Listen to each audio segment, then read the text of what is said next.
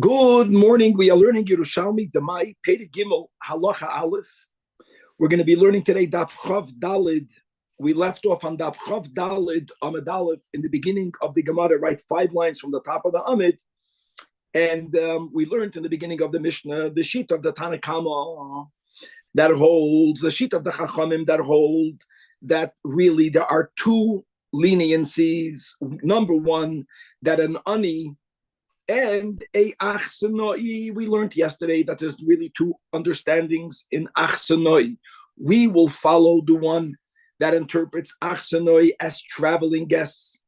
So while they're traveling, they are like aniyim. They don't have their provisions that they are allowed to eat the mai without separating the tumas maisid, without separating the maisid sheni.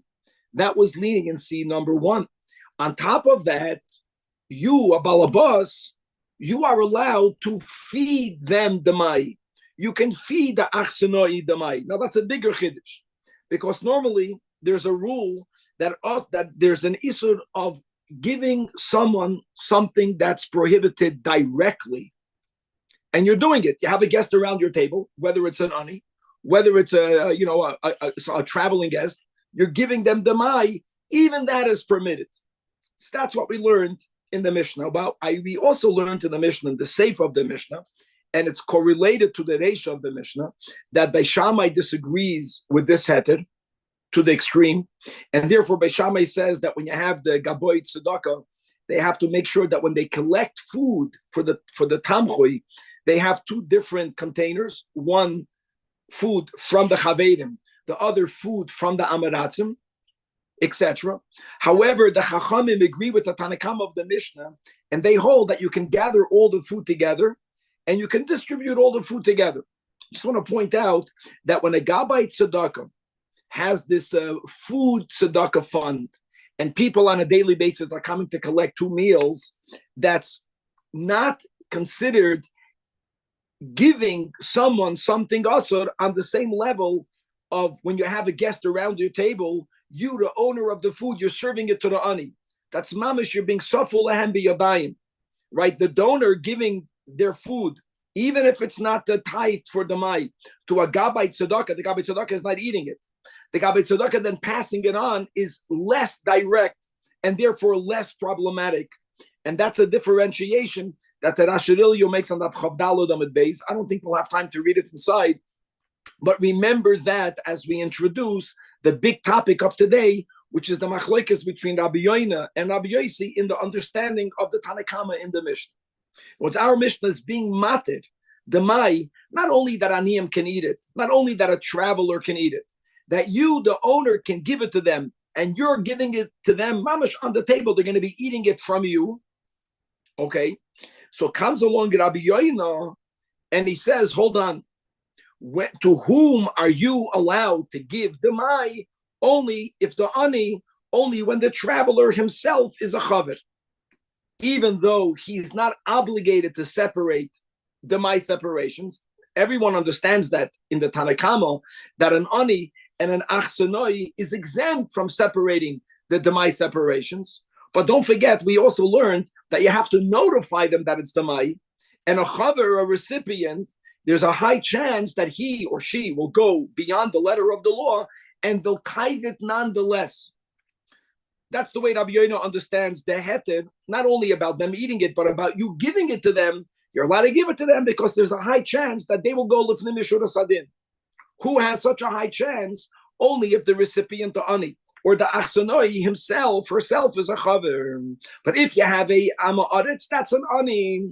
Rabbi Yoina understands from our Tanakama that even though, yes, they may eat the mai, they are allowed to eat the mai, but you're not allowed to feed it to them directly.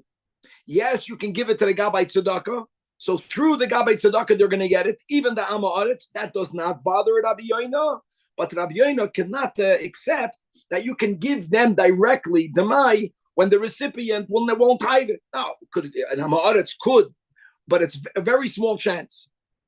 That's number one.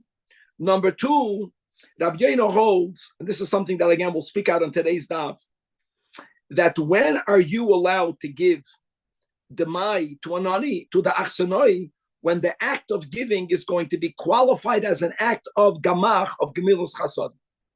Whenever you give something to someone, but halachically it won't be qualified as an act of gamach, but it will be qualified as an act of paying your debt, you're not allowed to do that. You're not allowed to do that with the mai. Really, Rab Gamliel holds you could, but the Tanna Kama holds you cannot. Now listen to the logic over here, my friends. When you have a person, a traveler who's not staying overnight, and you nevertheless you give them food, you do not expect to ever get any reciprocal favor in return. When there are people that would travel, if they would stay overnight, there is a higher obligation to help them. We're going to learn about this later, but there's also a psychological contract, even though it's not verbalized, that as I'm helping you with your food because you're traveling, then when I'm traveling, I'm going to go to you and you're going to help me back. You know, remember we'll learn about this today. Also, shushvinus, which was a minhag that when people would get married, their friends would actually give them large gifts, like today. But there was an understanding, even though it wasn't verbalized, that if I'm giving you $1,000 when you get married, when I got married, you're going to give me back the $1,000. In other words, there are certain types of favors that, according to the culture of that time, it was a norm that if I do that for you, I expect for you to do it back for me. You're not chayiv in a beis din, but there is such an expectation. And therefore, me giving it to you is not considered a pure act of kindness. It's considered like paying your debt. First of all, you could have come to me first, and now I'm paying it back. But even if I'm the initiator, the fact that I expect for you to reciprocate, we qualify both acts of giving of the food as a repayment of debt. And therefore, the Rabbi Yoina says that also may not be done. In other words, he limits the chiddush of the Tanna Kama. Number one, the recipient has to be a chaver, and number two, he may not be someone who's staying overnight to whom there are certain expectations of a reciprocity. Where's that over here with my English? You're not expecting it for it to be reciprocal. Okay, it worked. So here we go. So that is Rabbi Yoina. Rabbi Yosi does not opine when it comes to the staying overnight or to the not staying overnight, but Rabbi Yosi disagrees with Rabbi Yoina, and Rabbi Yosi holds that the leniency of the Mishnah, that an ani and an achsanoi who is allowed to eat the mai without tithing it, and you are the ikit, are allowed to give it to them, is even when they are amaratzim. That's going to be the big machlokes between Rabbi Yoina and Rabbi Yosi. We're going to learn concerning paying debts versus doing an act of gemilus chasadim. As we just spoke out, we're going to have something similar when it comes to money that's imbued with the kedusha of Shemitah. And as we learned already, and we'll continue to learn, that when you have produce that grows on the 7th year, if you sold it, which you shouldn't have, but if you sold it, then the kedusha is also in the money. That money may only be used to buy produce, and that produce may only be eaten in Eretz Yisrael and only before the Zman Habiyur. In other words, the kedusha of Shemitah is imbued in the money, etc. And there's also a rule that asur lefraya chayv midemei shavis. You can't pay down your debt. Very similar that you may not pay down your debt with demai, even if the recipient is an ani. The leniency is only when you're doing an act of gamach, and that will be more or less the toichen of today's daf. And now let's go chavra daf chav dalid amad aleph. Inside, beginning, Gemara writes 5 lines. Amar Rabbi Yoina, says Rabbi Yoina, Mas Nisa, our Mishnah, allowing you to feed the mai to an ani, allowing you to feed the mai to the achsanoi that we will interpret as a passing guest, is only ba'aniyah chaverim. The recipient has to be a chaver, not because Rabbi Yoina is saying that the chaver, the ani, must separate. No, an ani does not have to separate. But there is a high chance that a chaver, even an ani, who never ate the mai without separating trumas ma'aser, and Maisa Sheni won't eat it without such a separation. And we learned in the Mishnah that you have to notify them that you're giving them damai. So why is the Mishnah allowing you to do it? Because there's a high chance that they will separate damai, the separations of damai, lifnim mishura sadin. That's rule number one. And by the way, the aniyeh chaverim also goes to the traveling guest, that it has to be a chaver. But by the achsenoi, there has to be another thing. And that is that it has to be only like Rabbi Yeshua, which would travel on occasion with a group of chaverim. Rabbi Yeshua was a chaver. He traveled with other chaverim.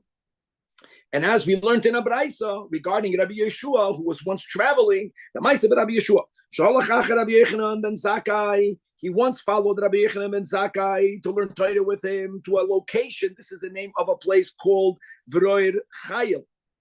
And while he was traveling, people on the way would bring to Rabbi Yeshua and his chevre peiros. Peiros, we're speaking about demai. And since the people that were giving it to them were amaratzim, he knew what they were giving him is demai. They had a status of demai. And when we learned the Mishnah, we can come to the understanding that, that a traveling guest is allowed to eat demai. So Amalahem Rabbi Yeshua, im lanu kan, if we will stay in this village overnight, and as we spoke out in our words of introduction, that was culturally the way it worked, that if you traveled in and out of a city, you never stayed overnight, whoever helped you during your travels never expected anything in return. When you would stay overnight, you would get more help, because you would not only get food, you would get a place for to sleep. And whoever was helping you had that expectation that at some time in the future, you're going to give that back to me. And therefore, we view the gifting not as an act of kindness, but as a repaying of a debt or initiating a loan. You understand? Hey, im lanu kan, if we're going to stay overnight, then we don't have the leniency. We're chayiv to be ma'aser. Ve'im lav, and if not, we're not chayiv la'aser. But by the way, not chayiv la'aser doesn't mean they didn't do it, but they knew that they're not obligated, and if they would choose to do it, they would do it. Let's name Mishura Sadin.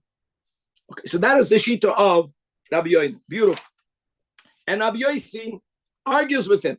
Rabbi Yosi Oimer that ba'aniyeh am ha'aretz hi masnisom, that our Mishnahs, even if the recipient is an am ha'aretz, and therefore are they going to separate the demai separations? No, they don't. They never do it. Even then, you can give it to them. And why does Rabbi Yossi say that? Because im oimer at, if you were to understand the Mishnah in a way where, like Rabbi Yoina says, it's only referring to ba'aniyei chavedim, says Rabbi Yossi, then you lock the doors in the face of all the amaratzim. And as the Mara Fulda, first narrow line, 5 lines from the top says, they'll die from hunger. In other words, aniyim have to have a source of income. Now, when people have the mai, even though, of course, people also have mesukandika food, but they would, if you're going to cut off this revenue of the mai, you're putting them at risk. Shiyamos is a guzma, but you can't have them going hungry. So he doesn't accept that. And everyone agrees, even Rabbi Yoina agrees, that an ani is allowed to eat the mai. Even Rabbi Yoina agrees that someone who's during a trip traveling, he's like an ani, he can eat the mai. So he can eat it. So you can even give it to them. Now, says the Gemara, asks the Gemara, Ma mikayim Rabbi Yosi la'achsenoi. In other words, if the reason why you allow to give it to even the Amaretz is for him not to, let's use the exaggerated words, he should not die of hunger, those words make a lot more sense when it comes to an ani. An ani taka has no money. So he can, if people won't give him donations, he'll die of hunger. Traveling people, they take provisions while they travel. A traveling person is a lot more self-sufficient than an ani. So we want to know if Rabbi Yossi theoretically agrees with Rabbi Yoina, and he only broadens the heter of the Mishnah to even an aniyei am ha'aretz, because not to be noyel delas, he shouldn't die berav. Does Rabbi Yossi extend that also to the traveler? Or by the traveler, maybe Rabbi Yossi will agree with Rabbi Yossi. No. So we want to know what he holds. So the Gemara clarifies, I know what Rabbi Yossi holds. And that is Ka'adod Tani. And it says in a Brais, and this is regarding Shemitah, my friends, that Hagorim Imach, that the food that you take on the Shemitah year is something that you can share with those who live with you. And Hagorim Imach, says the Braisa L'Rabbis es ha'achsenoi. All right, if we're speaking about that you who gather Shemitah produce, you're not allowed to gather it like you own it. You can't gather it to put it into storage. You gather it to eat it. Fine. But part of eating it is when you have a guest, you share it with your guests. Okay, so says the Tanakama. And Abu Lazar Oimer, I want you to know that this Hagorim Imach is Zuach Achnesoi Goy. In other words, Rabbi Lazar holds that it goes without saying it's a pshita that you can share the Shemitah produce with a Jewish traveling person. You don't need to have extra words to tell you something that's self-understood. It nervous then, since when it comes to Shemitah, the Torah also says the words lochem la'achla. Lochem la'achla might be misunderstood to mean only to a Jew, only to you. So you have the words Hagorim Imach to be merabah, that even when you have a guest that's a goy, you are allowed to feed Shemitah to him. And now what is the just to say, so we are one second. Just like when it comes to Shemitah produce, you can give it to a goy, so we understand. And what will the goy do with it? He's not commanded to keep any mitzvahs. But so same thing over here. We understand that Rabbi Yossi's shita at least is that the heter of feeding the mai is even to the achnesoi, who is a am haaretz. Yeah. But you know the am haaretz is not going to do tithing, and you know you have a heter. Why not do the tithing before you give it to him? First of all, no one is saying that you cannot cave on. The chiddush of our Pedic began is that there are instances where you're not obligated to separate the my separations. When you give it to an ani, when you give it to a guest. And we just want to understand how far is the heter. Is that to give it to the chaver, or is that to give it even to the amoritz? Is that like inviting a guest who's not so kosher and giving him food that's not really up to standard? I mean, I don't... So I that's not a good comparison. For those who didn't hear, he's asking Kavan that, hold on, when you have a lower standard, if people have a lower standard of kashrus, right, you can't give it to a guest. The mai, by Torah law, is completely permissible because whoever gave it or sold it to you told you that he separated everything. And most did. In other words, the whole Gezeda is like a weakish. We already spoke out that the fact that you have leniencies is araya, that it's not a bona fide, hard and fast rabbinic rule. If that would be the case, there would never be leniencies, right? Even by many rabbinic laws, even if their reason doesn't apply in this specific case, doesn't matter. Once they made Gezeda, the Gezeda stands. The fact that you have leniencies does indicate, says Rabbi Yosef Engel, that they're telling you have to have a doubt. And then therefore there's room that when you have an ani, you're doing tzedakah, you don't have to be worried about it. I just want to read the Rashidili on the middle of the left column, that just like we find by Shemitah, Ba'achnesoi shel goy, says the Rashidili, Ka'amid d'shari la'achila perish shviz, Ba'achinami. Okay.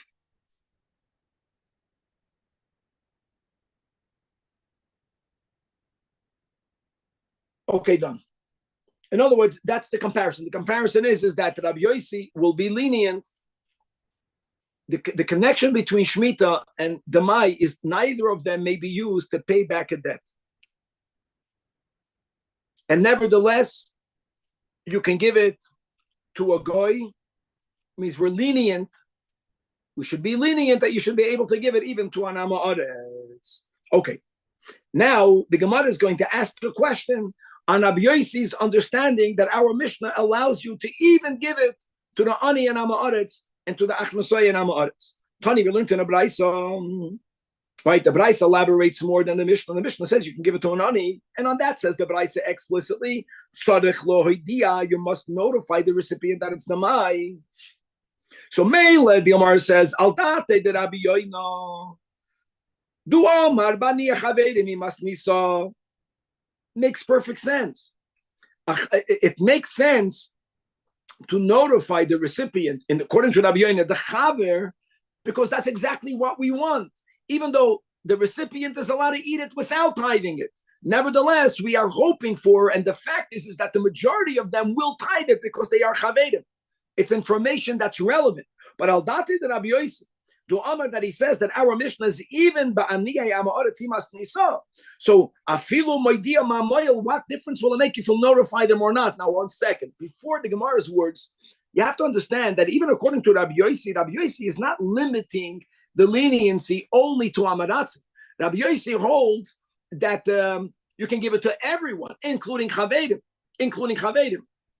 Nevertheless, when the Braisa says you should notify them, the Braisa doesn't say notify to a chaver. The Braisa is saying notify to the recipient. What will be the point? And the Gemara says, this is beautiful. Mipnei, I know there are different girsos, min akotza, el akotza. We're going to read it, mipnei echot shu mesaken. Because there might be one amaretz, there will be one amaretz, small minority, very small minority of amaratzim that will separate the demai separations, even though they are aniyim and they're b'chal not chayim. That's beautiful. We're not saying that amaratzim will never do it. And let's go back to Rabbi Yoina's logic. Rabbi Yoina was bothered. There's one thing for someone being allowed to eat it with a heter.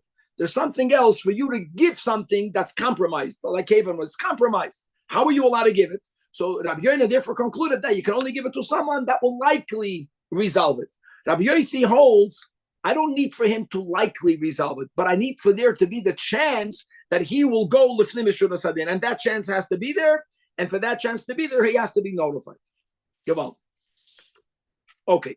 And as we spoke out in the introduction, and as the Gemara quoted Bishitas Rabbi Yoina, the story of Rabbi Yeshua, another detail, that this leniency that you are allowed to give demai is only when you're giving it as an act of kindness, but not when you're giving it as a repayment of a debt. Now, we know what repayment of debt means.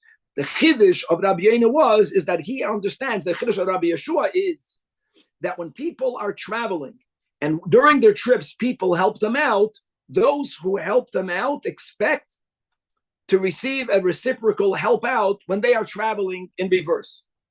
So if when you come to LA, you live in New York for stays, and you stay in my house, there is such an expectation that when I go to New York, I should stay in your house. And then my act is not halachically termed as such a droisa act of kindness. It's more like a given a loan, a repayment of a loan, a repayment of a debt. And that already is problematic with the mind.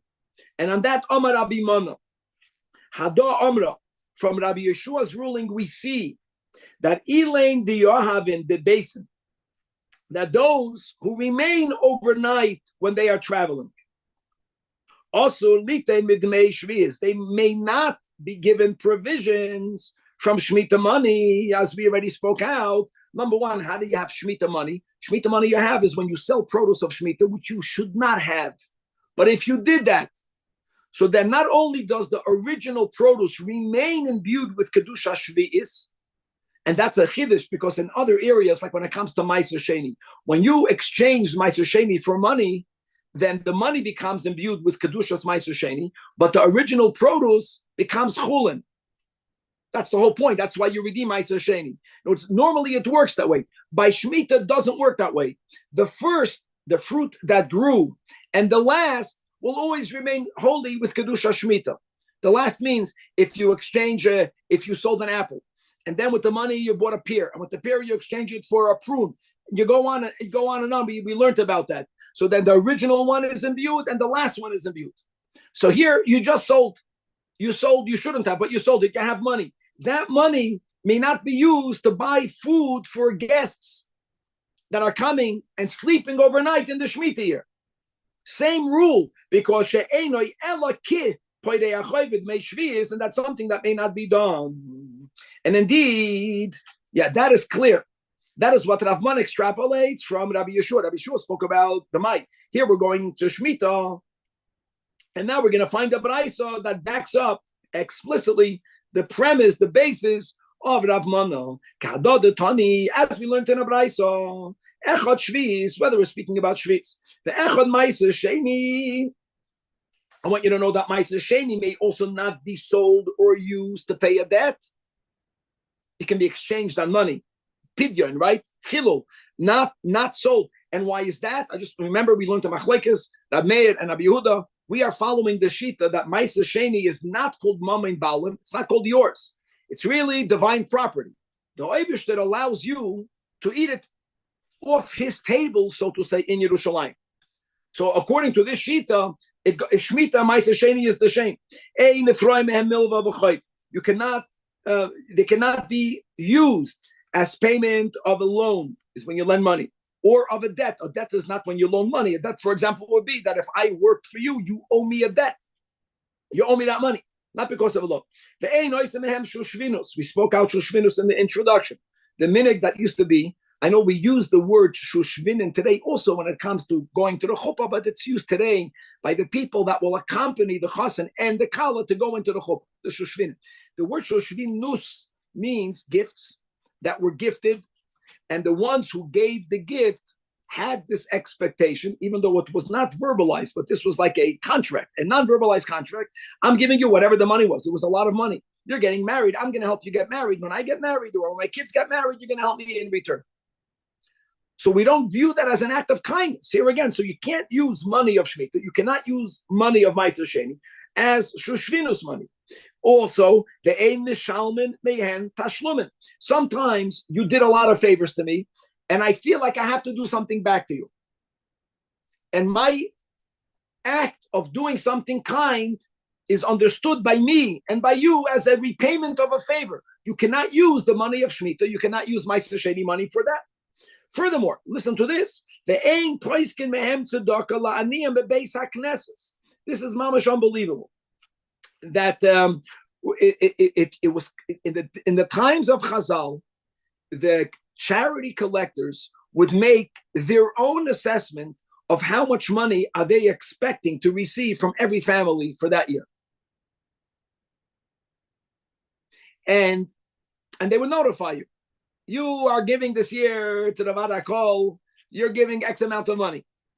So it becomes like a debt. It becomes like, even though the whole thing is tzedakah, but once they made such assessments, and now you want to pay it down, if you happen to have either money of Ma'aser Sheni or money of Shemitah, again, you're paying down a debt. In all of these cases, you're doing a favor. It's tzedakah, but it's borderline. It's not gamach. Halachically, it's a priyas chayv. Aval, what could you do with it? You could do tzedakah, which will be neshalmin mehem davar shel gemilas chesed, a pure act of kindness. In other words, a guest is coming. Let's use over here. A guest is not staying overnight. So there's less obligation on the city people to help that guest. And nevertheless, you're giving it to him. That is pure gamach. He'll never give it back to you. That is allowed. And even then, you have to notify him, of course, because the recipient is getting money. He must know that this money, he cannot buy shoes with it. Money of Shemitah can only be used to buy produce, and he can only eat that produce like the rules of biur, koydem zman habir. We'll speak that out another time. Okay. Now, everything that we said right now, right, that second part of Rabbi Yoina, and how Rav Mana expands, and we have a Braisa. All of that is only based on the sheet of the Tanakama of our Mishnah, that the leniency of the Mai is not to pay down your debt with. But we did have in our Mishnah, Rabban Gamliel, that holds that if you have a poor worker, when you are chayiv to pay your worker also by giving him a meal, that was part of the payment. Rabban Gamliel even gave the Mai because he holds that you could pay down your debt with the Mai. The Tanakama argues with it. Okay. Over there, which means in the same Masechta as the Mai, but in Perek Shvi'i in the 7th chapter, we learn that Poyel she'ena mam in the Balabayis, right? It's mashma over here that the Balabas is not an Amaretz, because when the Balabas is Amaretz, no one believes the Balabayis. Poyel she'ena mam in the Balabayis is mashma that we're speaking about a case where you have a Balabas, a employer, that's a chaver. Okay, and the worker does not trust the chaver. So the Mishnah later is going to tell you what he needs to do. What he needs to do means that if he doesn't trust him, then the worker, should separate in a more discreet way, as we'll learn later, but he separates the demai separations. But who does it? The worker does it. So the Gemara is asking, come on over there in Perek Zayin at Omar, that the poil is mafresh, and the at Omar, and here you say the balabais is mafresh. Look inside the Rashirilio, the 9 lines from the bottom of the left column, explaining the Gemara's contradiction. Poil chaver she'enam amalam balabais, and as we just spoke out, that the Mishnah in Perek Zayin l'chu'ura is not speaking about a balabais that's an amma aretz, and a chaver worker doesn't believe him. Then the words don't fit, because if that would have been the case, then came litnei stam poil she'asam malacha etzel amma aretz. Then the Mishnah should be speaking about what should a worker do if he's working for a employer who's an amma aretz. That's not the case. And v'oida my tana she'enam amalam balabais, he's not mammon. No one believes. Ella, the case in Perek Zayin, mashma, guys, we're speaking about a balabais that's a chaver. The ena maminoi hainu the sabar balabais olai samich. The worker is a chaver. So the worker thinks that the owner, the employer, who's a chaver, might give me food that's not tithed. Why? Because he knows I'm a chaver. He knows I'm going to do it. Now, I know that the Rabbi Gamliel is the one that Taka holds you can do it. The Mishnah in Perek Zayin is not the Rabbi Gamliel. Mishnah in Perek Zayin is the Chachamim, the Tanakama. Tanakama holds you may not do it. So here the Tanakama holds that a chaver balabas is not allowed to give the mai to the worker, and the whole case in the Mishnah in Perek Zayin over there is predicated on the worker's suspicion that since I'm a chaver, he's relying for me to do it, but he's not allowed to rely on him to do it, only according to Rabbi Gamliel. That's the problem. Let's read it inside. Hoch at Omar Balabais, we're reading in the Rashirilio, the end. Hoch at Omar Balabais, Mafresh, Omar Balabais, the Matzi Balabais, Litnei came, the Lismei Chalapoil. How can that be? Okay. Answers the Gemara Amar Rabbi Yoina, that over there, yes. Yeah, there is a scenario where a balabas who's a chaver will be allowed, even according to the Tanakama, to give to his worker the mai, and that is b'ma'achiloi min ha minuyin. What are we talking about? He's feeding him in his home amongst his guests. Look inside the Marafulda, 4 lines before the bottom of the Amid, before we go to the top of Daf Chafei. Tamar mechilim aminuyin imshar aminuyin. Normally, the way it works is that when an employer would pay his workers in food, whether that's all of the payment, whether that's part of the payment, there would be a special, let's say, workers' dining room. The Gemara calls it an avos, and avos literally means a trough, which is a type of bowl that animals eat from. But there's a certain area into which the owner puts the food. And indeed, if that would be what he's doing, let's read it inside. Oz havelei derach gamach. And however, in other words, our Mishnah, when he's putting it in the trough, that's called paying your debt. Paying the debt is taken because only Rabbi Gamliel holds you could. The Tanakama holds you cannot. The case in Perek Zayin is that he did not feed his worker the way an employer would feed his worker, but he invited him in his home, and he sat the worker around his table. And he had other guests over there, and the other guests were people to whom he was not chayiv to give anything. So once he was eating amongst the other guests, here is where we can qualify the food given not as a priyas chayiv, but yes, as an act of gamach. And that's why in Perek Zayin it makes sense that there is a mitzias, even a Tanakama, where the worker can suspect that I'm being given the mai and not a chanami. And then the Mishnah says over there that the recipient, the worker, has to separate it. But just read the top line. Over here, our Mishnah, you're feeding it to him in the worker's dining room, or in the words of the Gemara, in the worker's trough, in the utensil that the balabas would place his food for the workers to whom he's chayiv to give food. So yeah, whenever he's paying down a debt, that was the toichen of today's daf. Letanekama, this is a clear priyas chayv. This is even beyond the case of Rabbi Yeshua. This doesn't look like a priyas chayv. This is the priyas chayv. That is where the Tanakama holds. You cannot give the mai even when the worker is an ani. And Rabbi Gamliel's leniency is that even in that case, you are allowed to. Why don't they identify the food as the mai ahead of time to whoever they're giving it to, so they have an option? So very good. So let's conclude today's daf and repeating this as we began. Number one, you have to notify. This chapter with the leniencies of the ani and the guests, they must be notified. That's clear. Nevertheless, an ani does not have to separate the my separations. There is a high chance that if the ani is a chaver, he will go beyond the letter of the law. So that's number one, Kevan.